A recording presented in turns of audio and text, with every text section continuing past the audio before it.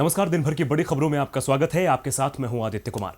आज इस बुलेटिन में बात होगी नए श्रम कानून पर फिर उठे सवाल की, कांग्रेस में अध्यक्ष पद को लेकर हो रही चर्चा की, जानेंगे कि बिहार चुनाव को लेकर बीजेपी की क्या है रणनीति, साथ ही बात होगी कांग्रेस को लेकर सिंधिया की कसक की, और आखिर में बात तमिलनाडु में हिंदी को लेकर चल रही सियासत की। लेकिन तमाम बड़ी खबरों से पहले एक नजर सुर्खियों पर। पीएम मोदी ने देशवासियों को दिया प्रकृति से प्रेम करने का संदेश, इंस्टाग्राम पर वीडियो किया जारी। वीडियो में मोर को दाने खिलाते नजर आ रहे हैं प्रधानमंत्री। तय समय पर होंगे बिहार में विधानसभा चुनाव, निर्वाचन आयोग ने दिए समय पर चुनाव होने के संकेत। विपक्ष मौजूदा हालात में चुनाव टालने की कर रहा है मांग। स्वास्थ्य मुसीबत का भारतीय रेलवे की आय पर दिख रहा है असर। पिछले 5 महीने में 1 करोड़ 78 लाख टिकट हुए रद्द। रेलवे के इतिहास में पहली बार इतनी भारी संख्या में टिकट किए गए रद्द। 26 अगस्त से खुलेंगे पद्मनाभ मंदिर के कपाट। श्रद्धालुओं को कोविड-19 के नियमों का करना होगा पालन। दर्शन के दौरान आधार कार्ड बुकिंग की कॉपी रखना अनिवार्य। आईपीएल में पहले मैच से ही खेलेंगे इंग्लैंड और ऑस्ट्रेलिया खिलाड़ी। बीसीसीआई ने किया नियमों में बदलाव, कहा एक बायो सिक्योर बबल से दूसरे बायो सिक्योर बबल में आने वाले खिलाड़ी को दी जाएगी विशेष छूट। सुर्खियों के बाद अब बात आज की सबसे बड़ी खबर की। स्वास्थ्य मुसीबत के कारण बड़ी संख्या में देश में लोग बेरोजगार हो गए। उनके लिए 2 वक्त का भोजन जुटाना भी मुश्किल हो गया। इसके बाद केंद्र सरकार ने श्रमिकों के हित की बात करते हुए श्रम कानून में बदलाव करने का फैसला किया और एक ड्राफ्ट भी जारी किया, जिसमें पुराने श्रम कानून के कुछ प्रावधानों को छोड़कर बाकी के सभी प्रावधानों को 3 साल के लिए टाल दिया गया। इस ड्राफ्ट में श्रमिकों के हित में तो कुछ नहीं दिख रहा है। जो भी बदलाव दिख रहे हैं वो सभी कंपनी मालिकों के पक्ष में जाते दिख रहे हैं। और इसी पर चर्चा के लिए हमारे साथ मौजूद है राजीव जी। सरकार बात तो करती है श्रमिकों की बेहतरी के लिए, लेकिन काम करती है उनके खिलाफ। नया श्रम कानून जो सरकार लाई है उसका विपक्ष के साथ ही बीजेपी के सहयोगी भी विरोध कर रहे हैं, और अब अंतर्राष्ट्रीय श्रम संगठन ने भी इसे श्रमिकों के खिलाफ बताया है।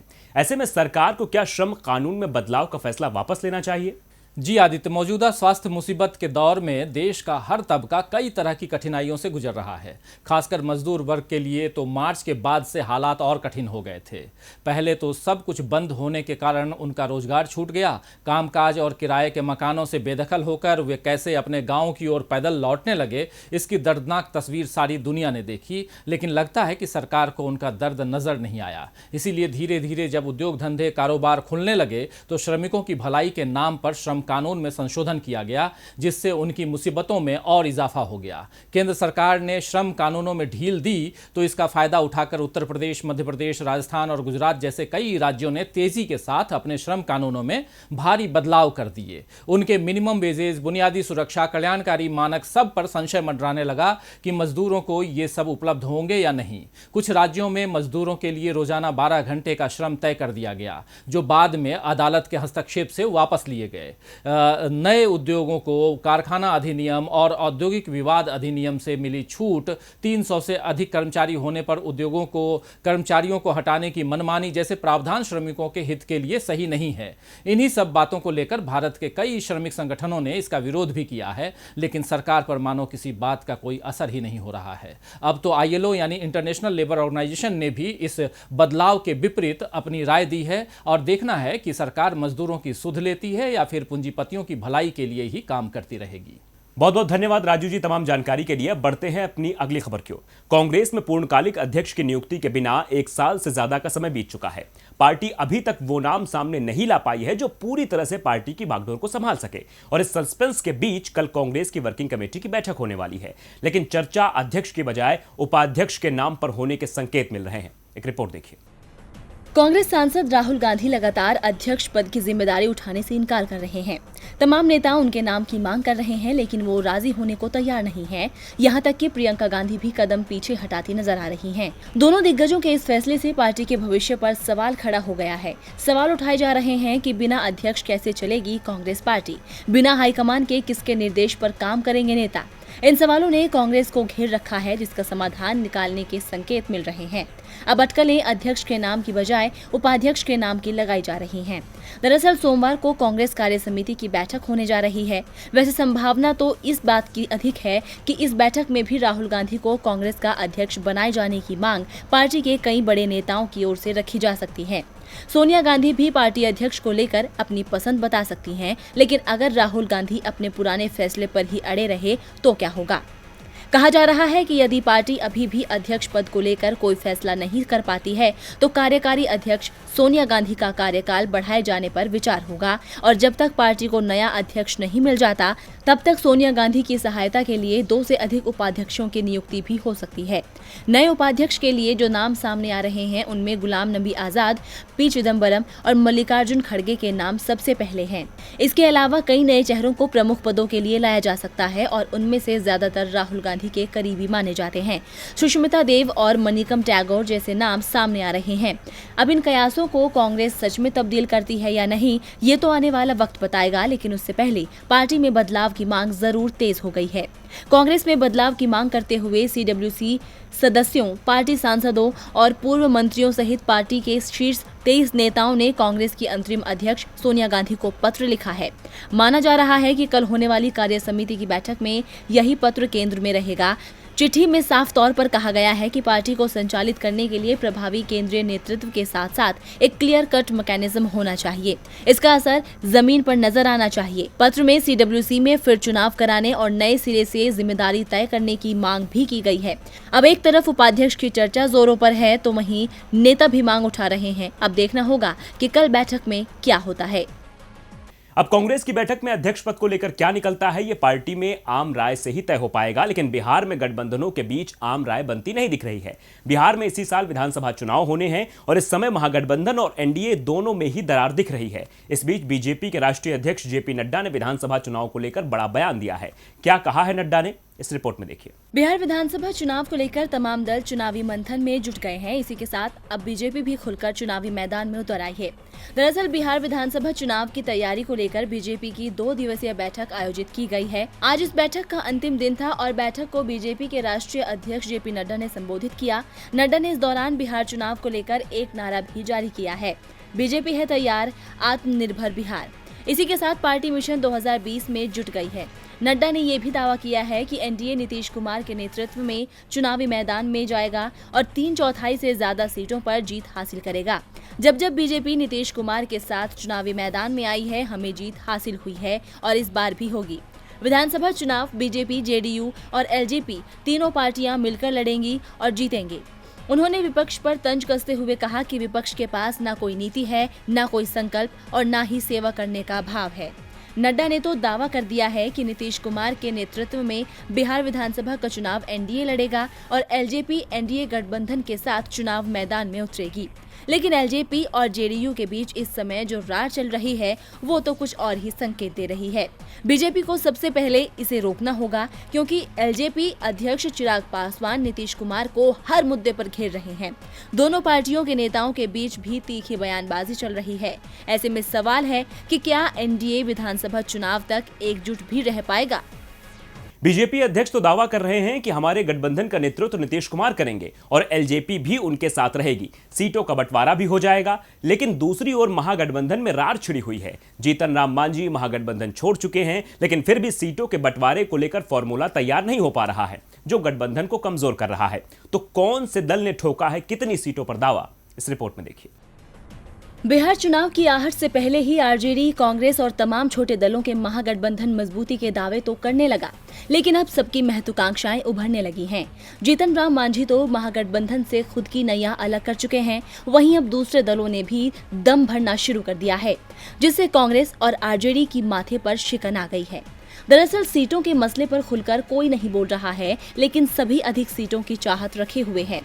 आरएलएसपी, विकासशील इंसान पार्टी समेत तमाम छोटी पार्टियों ने साफ कह दिया है कि हमें दरकिनार नहीं किया जा सकता, हमें ज्यादा सीटों पर लड़ने का पूरा अधिकार है। ऐसे में आरजेडी और कांग्रेस को सम्मान देना चाहिए। इस मांग को लेकर कांग्रेस और आरजेडी के सामने परेशानी खड़ी हो गई है, क्योंकि ये दोनों ज्यादा सीटों पर लड़ने का प्लान तैयार कर चुके हैं। दरअसल कांग्रेस के वरिष्ठ नेता सदानंद सिंह कह चुके हैं कि इस चुनाव में कांग्रेस 80 सीटों पर चुनाव लड़ेगी। कहा जा रहा है कि पिछली सीटों के अलावा कांग्रेस कुछ नई सीटों की भी पहचान कर चुकी है, जहां संगठन मजबूत है। कांग्रेस चुनाव समिति ने क्षेत्र में अपनी जमीन तलाशने के लिए वरिष्ठ नेताओं को क्षेत्रों में ऑब्जर्वर बनाकर भेजा है।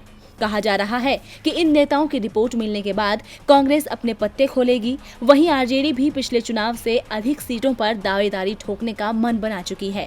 आरजेडी के सूत्रों के मुताबिक पार्टी इस चुनाव में राज्य की 243 सीटों में से 150 सीटों पर अपनी दावेदारी पेश कर सकती है। सूत्र तो यहां तक दावा कर रहे हैं कि आरजेडी ने अपनी सीटों को चिन्हित कर कई क्षेत्रों में प्रत्याशियों को तैयार रहने के लिए भी निर्देश दे दिए हैं। आरजेडी के प्रवक्ता मृत्युंजय तिवारी ने कहा कि महागठबंधन में अभी कई और दल आना चाहते हैं, इसके बाद सभी दल के नेता बैठकर सब कुछ तय कर लेंगे। आरजेडी और कांग्रेस के इस दावे के बाद सूत्रों का कहना है कि छोटे दलों को लेकर अब तक महागठबंधन में कोई बात नहीं बन पाई है। सीटों को लेकर उहापोह की स्थिति बनी हुई है। अब देखना होगा कि महागठबंधन में सीटों पर छिड़ा महासंग्राम कैसे शांत होता है। कांग्रेस और आरजेडी दोनों में से कौन झुकने को तैयार होता है। नेताओं के दल बदल के बीच बिहार में एनडीए और महागठबंधन चुनाव की तैयारियों में जुटे हैं ताकि चुनाव में कोई कसर बाकी ना रह जाए। वहीं मध्य प्रदेश में भी 27 सीटों पर उपचुनाव होना है जो ये तय करेंगे कि प्रदेश में किसकी सरकार होगी। बीजेपी ने ज्योतिरादित्य सिंधिया पर बड़ा दांव लगाया है, लेकिन सिंधिया के तेवर किसी के पल्ले नहीं पड़ रहे हैं। लग रहा है कि कांग्रेस छोड़ने की कसक अभी भी उनके मन में बनी हुई है, तभी तो बीजेपी के मंच पर वो कांग्रेसी रंग में दिखे। ऐसे में सिंधिया को लेकर उठते सवालों पर हमारी खास रिपोर्ट देखिए। कांग्रेस को छोड़ बीजेपी में जाने के बाद क्या परेशान है ज्योतिरादित्य सिंधिया? बीजेपी में सिंधिया को नहीं मिल रहा भाव या फिर कांग्रेस में वापसी के रास्ते ढूंढ रहे हैं सिंधिया? जी हाँ, मध्य प्रदेश की राजनीति में इन दिनों ये सवाल पूछा जा रहा है कि शिव के राज में महाराज का क्या होगा, क्योंकि जब से सिंधिया बीजेपी में आए हैं उन्हें पार्टी में वो तवज्जो नहीं मिली है जिसके लिए उन्होंने कांग्रेस छोड़कर बीजेपी का दामन थामा था। बीजेपी में सिंधिया को आए 6 महीने हो चुके हैं, लेकिन अभी तक उन्हें मोदी सरकार ने ना तो मंत्री पद दिया है और ना ही बीजेपी संगठन में अहम जिम्मेदारी। मध्य प्रदेश बीजेपी में भी उनके समर्थकों को अभी मायूसी ही मिली है। हाँ, शिवराज सरकार में जरूर उनके कुछ समर्थकों को मंत्री बना दिया गया है, जबकि सिंधिया के दल बदलने के साथ ही ये कहा जाने लगा था कि ज्योतिरादित्य को जल्दी ही केंद्र में मंत्री पद मिल जाएगा। लेकिन 6 महीने बाद भी सिंधिया की झोली खाली ही दिख रही है और इसकी कसक अब उनके चेहरे पर भी दिखने लगी है। इस समय ज्योतिरादित्य सिंधिया ग्वालियर चंबल संभाग के दौरे पर हैं, क्योंकि मध्य प्रदेश में जिन 27 सीटों पर चुनाव होने हैं उनमें से 16 सीटें इसी अंचल की है और ये पूरा इलाका सिंधिया के प्रभाव वाला माना जाता है। चुनावों को लेकर बीजेपी के बड़े नेताओं का भी जमावड़ा आजकल चंबल में लगा हुआ है और इन नेताओं की तस्वीरें भी जमकर वायरल हो रही है। ऐसी ही एक तस्वीर इन दिनों चर्चा का विषय बनी हुई है, जिसमें ज्योतिरादित्य सिंधिया मंच पर नरेंद्र तोमर के साथ बैठे हुए हैं। केंद्रीय मंत्री नरेंद्र तोमर भी ग्वालियर के रहने वाले हैं और इस समय वो ग्वालियर से सटी मुरैना सीट से सांसद है और मोदी सरकार में मंत्री भी हैं। नरेंद्र तोमर को अब तक सिंधिया का विरोधी माना जाता था, लेकिन सिंधिया अब कांग्रेस छोड़ बीजेपी में है तो अब दोनों साथ साथ दिख रहे हैं। लेकिन ये तस्वीर ही बीजेपी के गले की फांस बनती दिख रही है। दरअसल इस मुलाकात में सिंधिया ने गले में जो गमछा पहना है वो तिरंगा है। तिरंगे गमछे का इस्तेमाल कांग्रेस नेता और कार्यकर्ता करते हैं। इसके बाद से ही ये सवाल उठ रहा है कि सिंधिया के मन में अभी भी कांग्रेस है क्या? इसीलिए बीजेपी के सार्वजनिक कार्यक्रम में सिंधिया कांग्रेस का दुपट्टा डालकर पहुंचे। वो मतदाताओं को क्या संदेश दे रहे थे, इस तस्वीर को अपने ट्विटर अकाउंट पर पोस्ट करते हुए कांग्रेस विधायक और पूर्व मंत्री पीसी शर्मा ने लिखा, महाराज ने पार्टी भले ही बदल ली है लेकिन गमछा नहीं बदला है, कुछ कसक अभी भी बाकी है शायद। एमपी कांग्रेस के प्रवक्ता नरेंद्र सलूजा ने तो सिंधिया को चुनौती देते हुए कहा कि अगर उनमें हिम्मत है तो वो सिर्फ भाजपा का गमछा अपने गले में डालकर दिखाएं। अब सिंधिया के कांग्रेस प्रेम को लेकर बीजेपी जरूर परेशान हो सकती है। बीजेपी नेता ज्योतिरादित्य सिंधिया बार बार कुछ ऐसा कर जाते हैं जिससे साफ हो जाता है कि कांग्रेस के प्रति उनका व्यवहार अभी भी नरम है और इसी के चलते अक्सर बीजेपी को घेरने का मुद्दा कांग्रेस को मिल जाता है। कांग्रेस सिर्फ बीजेपी की मध्य प्रदेश सरकार को ही नहीं घेर रही, केंद्र की मोदी सरकार के खिलाफ भी कांग्रेस अपनी रणनीति में कोई कसर नहीं छोड़ रही है। कांग्रेस सांसद राहुल गांधी रोज किसी न किसी मुद्दे पर मोदी सरकार से सवाल पूछ रहे हैं और आज उन्होंने छात्रों के मुद्दे पर सरकार से सवाल पूछा है। तो क्या पूछा है राहुल ने सवाल, इस रिपोर्ट में देखिए। चारों ओर से उठ रही जेईई और नीट की परीक्षा को रद्द करने की मांग राजनीतिक गलियारों में जोर पकड़ती जा रही है। 21 अगस्त को नेशनल टेस्टिंग एजेंसी ने यह ऐलान किया था कि सितंबर में जेईई मेंस और नीट की परीक्षाएं आयोजित कराई जाएंगी। जेईई मेंस की परीक्षा 1 से 6 सितंबर के बीच, जबकि नीट की परीक्षा 13 सितंबर को कराई जाएगी। सरकार के इस फैसले के बाद से ही कई सवाल खड़े हो गए हैं। स्वास्थ्य मुसीबत के दौर में परीक्षाओं कराने को लेकर सोशल मीडिया पर इस फैसले का छात्रों द्वारा विरोध किया जा रहा है, लेकिन छात्रों के साथ अब राजनीतिक गलियारों में भी परीक्षाओं के विरोध की आवाजें तेज हो गई हैं। तमाम विपक्षी दलों ने सरकार से इन परीक्षाओं को रद्द करने की मांग की है। ऐसे में कांग्रेस के पूर्व अध्यक्ष राहुल गांधी ने भी केंद्र सरकार से छात्रों के मन की बात सुनने की अपील की है। दरअसल राहुल गांधी ने इस मामले पर ट्वीट करते हुए लिखा कि आज हमारे लाखों छात्र सरकार से कुछ कह रहे हैं। नीट जेईई परीक्षा के बारे में उनकी बात सुनी जानी चाहिए और सरकार को एक सार्थक हल निकालना चाहिए। भारत सरकार को नीट जेईई परीक्षा के बारे में छात्रों की मन की बात को सुनना चाहिए और एक स्वीकार्य समाधान पर पहुंचना चाहिए। इसके पहले यूपी में कांग्रेस महासचिव प्रियंका गांधी और लोकसभा सांसद अधीर रंजन ने भी इन परीक्षाओं को रद्द करने की मांग उठाई थी। इन परीक्षाओं को लेकर विपक्ष का कहना है कि स्वास्थ्य मुसीबत के दौर में परीक्षा कराना सही नहीं है। अगर परीक्षाओं को तय समय पर ही कराया गया तो छात्रों को भारी मुसीबत का सामना करना पड़ सकता है। लेकिन अब देखना होगा राहुल समेत विपक्ष की इस अपील को केंद्र सरकार सुनती है या नहीं। अब विपक्ष का तो काम है कि सरकार के खामियों को उजागर करना, लेकिन सरकार यदि अपनी गलती ही ना माने या गलत बात से आंखें ही बंद कर ले तो कुछ ऐसा ही नेपाल में होता दिख रहा है। चीन की शह पर नेपाल ने भारत से दूरियां तो बना ली, लेकिन अब चीन धीरे धीरे कर रहा है नेपाल की जमीन पर कब्जा और परेशान नेपाल कुछ भी नहीं कर पा रहा है, क्योंकि नेपाल के पीएम चीन को नाराज नहीं करना चाहते। तो क्या है चीन की वो चाल जिसमें फंस गए हैं पीएम ओली? इस रिपोर्ट में देखिए। भारत और चीन के बीच तनाव की स्थिति जग जाहिर है। जहां स्वास्थ्य मुसीबत के दौर में भी चीन अपनी चालाकियों से बाज नहीं आ रहा है, वहीं भारत भी चीन की हर चाल को भांपते हुए कदम उठा रहा है। चीन के विस्तारवाद के प्लान की पोल भले ही भारत ने दुनिया के सामने खोल दी हो, लेकिन नेपाल में उसके मंसूबों को पूरा समर्थन मिल रहा है। जी हाँ, चीन को ये समर्थन कोई और नहीं बल्कि नेपाली प्रधानमंत्री केपी शर्मा ओली ही दे रहे हैं। नेपाल की जमीन को चीन धीरे धीरे अपने कब्जे में ले रहा है, जबकि ओली इसे अनदेखा कर रहे हैं। नेपाल के सर्वे डिपार्टमेंट ऑफ एग्रीकल्चर मिनिस्ट्री की रिपोर्ट के मुताबिक चीन ने 7 सीमावर्ती जिलों में कई जगहों पर नेपाल की जमीन पर कब्जा कर रखा है और वो तेजी से आगे बढ़ रहा है। नेपाल के सर्वेक्षण और मानचित्रण विभाग के मुताबिक नेपाल के दोलखा, गोरखा, दार्चुला, हुमला, सिधुपाल्चोक, संखुआ सभा और रसुवा जिले चीन के विस्तारवादी नीति का शिकार बने हुए हैं। जहां चीन इस जमीन पर धीरे धीरे कब्जा कर रहा है, वहीं नेपाली पीएम केपी शर्मा ओली इस मामले में मौन धारण किए हुए हैं। यहाँ तक कि चीन दोलखा स्थित अंतर्राष्ट्रीय सीमा का 1.5 किलोमीटर हिस्सा हड़प भी चुका है। उसने कोरलांग क्षेत्र के पिलर संख्या 57 पर भी अतिक्रमण किया है। दरअसल ये वो इलाका है जिसकी सीमा को लेकर दोनों देश के बीच पहले से तनाव चल रहा है और चीनी सरकार नेपाल पर इस सीमा विवाद को अपने हित में सुलझाने को लेकर पहले से दबाव बना रही थी। अब इस मामले पर नेपाली पीएम केपी शर्मा ओली की चुप्पी से कई सवाल खड़े होते हैं कि क्या नेपाली पीएम ओली इस मामले में चीन को सहयोग दे रहे हैं। और बुलेटिन के आखिर में बात तमिलनाडु में मचे हिंदी पर सियासी तूफान की। जब से मोदी सरकार ने शिक्षा नीति में भाषा को लेकर बदलाव किया है, तब से देश में बवाल छिड़ा है। तमाम विपक्षी पार्टियां सरकार का विरोध कर रही हैं। खासकर तमिलनाडु में सत्तारूढ़ और विपक्षी दल एक सुर में सुर मिलाकर सरकार के खिलाफ खड़ी हो गई हैं। विपक्ष का गुस्सा उस वक्त और भड़क उठा जब आयुष मंत्रालय के सचिव राजेश कोटेचा ने हिंदी पर बयान दे दिया। इसी को लेकर डीएमके के सांसद कनिमोझी ने आयुष मंत्री श्रीपद नाइक को चिट्ठी लिख डाली है। एक रिपोर्ट देखिए। तमिलनाडु में सियासी पार्टियां हमेशा से मोदी सरकार पर हिंदी थोपे जाने का आरोप लगाती रही हैं। सत्तारूढ़ एआईएडीएमके से लेकर डीएमके ने सरकार को कई बार घेरा है, लेकिन बार बार केंद्र की ओर से कुछ ऐसा हो जाता है जिससे विपक्ष का गुस्सा भड़क जाता है। दरअसल आयुष मंत्रालय के सचिव राजेश कोटेचा पर आरोप है कि उन्होंने हाल ही में वर्चुअल कॉन्फ्रेंस से गैर हिंदी भाषियों को लेकर भेदभावपूर्ण बयान दिया था। कोटेचा ने कथित रूप से गैर हिंदी भाषियों को कॉन्फ्रेंस से चले जाने को कहा था। अब कोटेचा के कथित बयान को लेकर तमिलनाडु में सियासत तेज हो गई है। डीएमके सांसद कनिमोझी ने आयुष मंत्री श्रीपद नाइक को पत्र लिखकर विभाग के सचिव के इस भेदभावपूर्ण बयान की निंदा की है। कनिमोझी ने आयुष मंत्री से इसकी जांच कराने और आयुष सचिव के खिलाफ कार्रवाई करने की मांग की है। डीएमके के सांसद ने ये मांग की है कि सभी मंत्रालयों के आयोजन अंग्रेजी भाषा में हो। उन्होंने कहा जहां कभी हिंदी का उपयोग किया जाए वहां अंग्रेजी में ट्रांसलेशन की सुविधा उपलब्ध कराई जाए। कनिमोझी ने गैर हिंदी भाषियों के साथ अन्य स्थानों पर भी भेदभाव की बात कही है। इतना ही नहीं, कनिमोझी ने कहा कि हिंदी न जानने के कारण किसी के साथ दुर्व्यवहार किया जाना हिंदी भाषा को थोपने जैसा है।